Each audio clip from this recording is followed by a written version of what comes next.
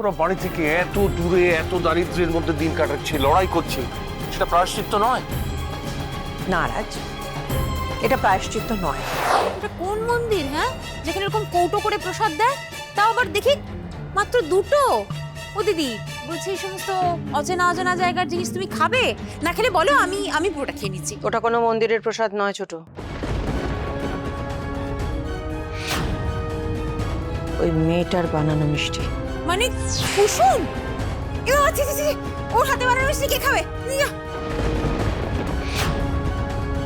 তুমি কি করে বুঝলে? ওরা মুখে যতই মিথ্যে কথা বলুক না কেন, ওদের চোখ তো আমি পড়তে পারি। সেই মিথ্যে তো আমি ধরে নেবই। তাছাড়া রাজ মিষ্টিটা খাওয়ার পরে ওর যে এক্সপ্রেশন চেঞ্জ হলো, তাতে বুঝতে পেরেছি যে ঈশানরা কোনো মন্দিরে নয়, আয়ুষ আর ওই মেয়েটার বাড়ি থেকে ফিরছে। তাই তো ঈশান?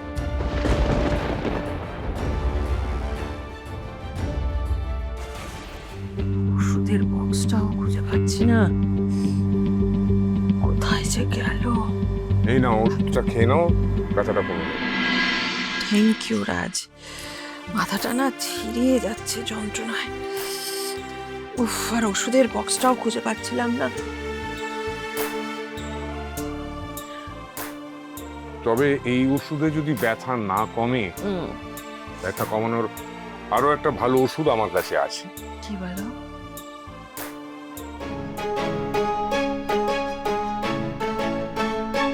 একবার মুখে দাও, খুব সুন্দর বানিয়েছি।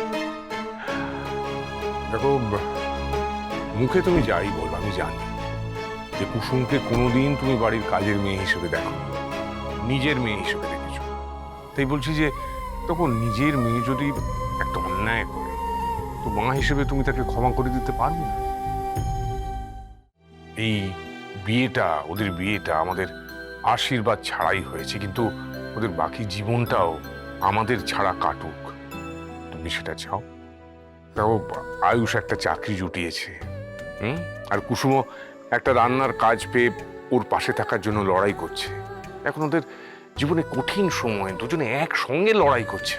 তা তুমি চাও না যে এই লড়াইয়ে আমরা ওদের পাশে থাকি? বিশ্বাস করো রাজ, তুমি যদি এটার বদলে আমাকে একটু বিষ এনে দিতে না, কোনো প্রশ্ন করতাম না, হাসি মুখে খেয়ে নিতাম। আমি না সত্যি বুঝতে পারছি না, তুমি কেন এখনো এক্সপেক্ট করছো যে আমি ওদের ক্ষমা করে দেবো? কেন ভাবছো এটা? বলেছি একবার না, অনেকবার বলেছি। ভুলে যাও নাকি তুমি? যদি ভুলে গিয়ে থাকো তাহলে আমি আরো একবার মনে করিয়ে দিচ্ছি, ওই দুই ছেলে মেয়েকে না তো আমি কোনোদিন ক্ষমা করব, না তো অ্যাকসেপ্ট করব, না তো ওই মিষ্টি খাবো। কেউ ভুল করলে ক্ষমা করা যায়, কেউ যে পাপ করে তাকে পাপের প্রায়শ্চিত্ত করতে হয়। রাজ, কি বলছো ইন্দ্রাণী? ওরা বাড়ি থেকে এত দূরে এত দারিদ্র্যের মধ্যে দিন কাটাচ্ছে, লড়াই করছে, সেটা প্রায়শ্চিত্ত নয়? না রাজ, এটা প্রায়শ্চিত্ত নয়।